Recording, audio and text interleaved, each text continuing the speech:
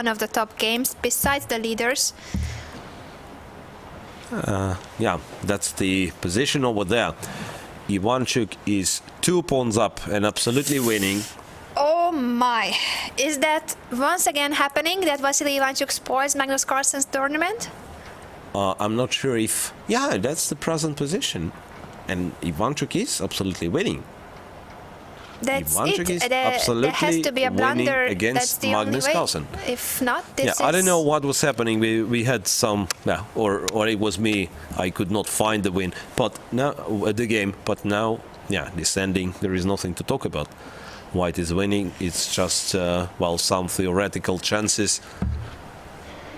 What is it that Ivanchuk has? That he has this capacity of spoiling Magnus's tournaments? Not only Magnus's. I mean, Ivanchuk is a very strong player, of course. If you remember, you were referring to this London candidates, which exactly. Magnus eventually won, thanks to Ivanchuk, who has beaten Kramnik in the last round. Yeah. But still, I think it must be what you have said, that he is very motivated against the top players. So he might not play his best chess against the 2500, 2600, but he's super motivated facing the top players of the world. He used to be at the very top, and still he's such a strong player and such a spectacular player. Was a check. King f2. He's even up on time. Knight d7, and Ivanchuk is also up on time, and 2 extra pawns. So... This really, is he just technically winning. Yeah, he just has to play somewhat careful, and he's going to beat the world champion.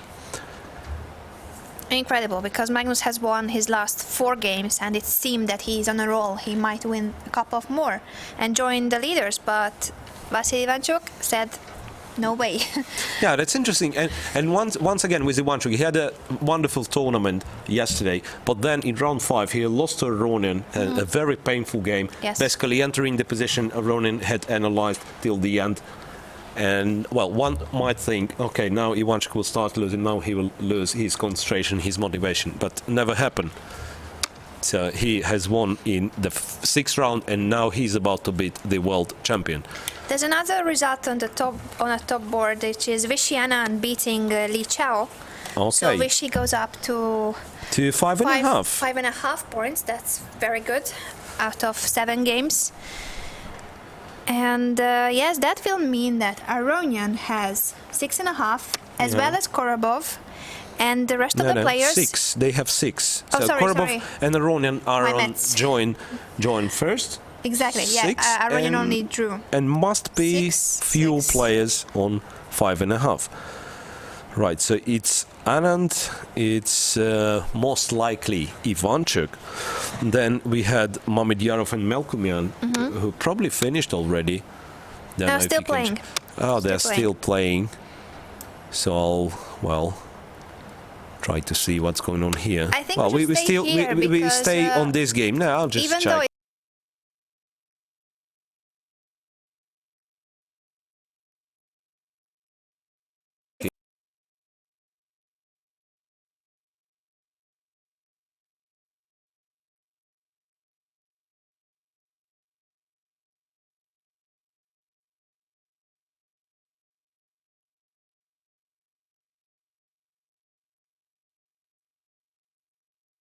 Look at that let's well. No, we cannot.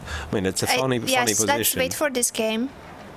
That's although I don't see any chance for Magnus, unfortunately. It's just that 2 pawns up and the white pieces are better. Yeah, so your now king the is king better, the bishop is superior, the rook is active. Yeah, the king is coming to g6, by the way. Then how do you stop that? Rook d2 was the last move on the diagram, right? Just appears over there. Bishop to c6. Rook to c6, yeah. Have to say Ivanchuk is merciless. Now this rook from the, well, a good place on c3, protecting all the 3rd rank and so on, it gets to even better position to a6. And will take the pawn on a7. And it looks like Magnus understands it all. He does play a move. After the game finishes, I think we should just quickly see how he lost his pawns. Rook went to a6, knight What? Knight f6. Yeah. Check. King f5. Looks like... Oh, dropping the rook. Aha. Magnus offers the exchange of the rooks. Is that? Rook d7, protecting the pawn. Rook d7, protecting. And now, what do you do? You put the king on g6. I mean, basically, you can probably take on f6 in this position. Might be still winning, but you don't do this. Yeah, no, why to do it? You improve the situation. You push the pawns. You play b5, a4, right? So you're getting closer and closer. Ivanchuk went g4, so move the pawn on the other side. And g5, right. And then he's thinking if it's afg5, so black has taken on g5 obviously, and then fg5 or hg5. Probably hg5 you take. You take hg5, you put the king on g6, because the 6th rook in 6th rank is protected, yeah. Oh, this is just hopeless for the world champion. Absolutely.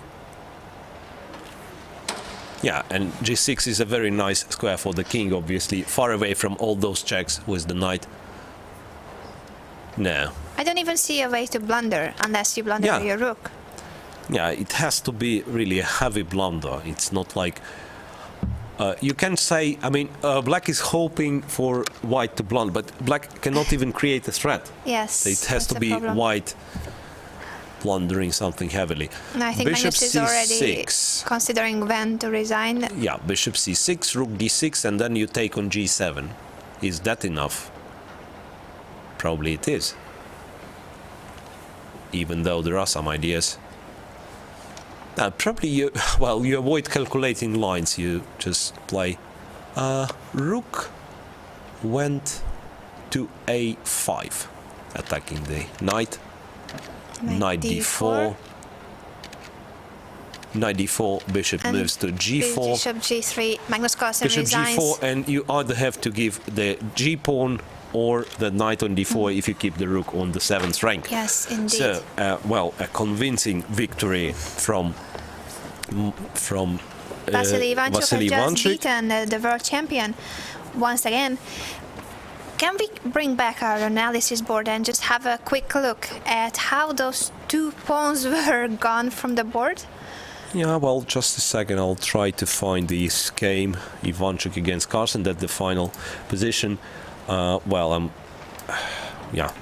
Here check it was already back. a pawn down. So it was something pretty much symmetrical, right? Knight a5, an ending, which is, well, black is a pawn up.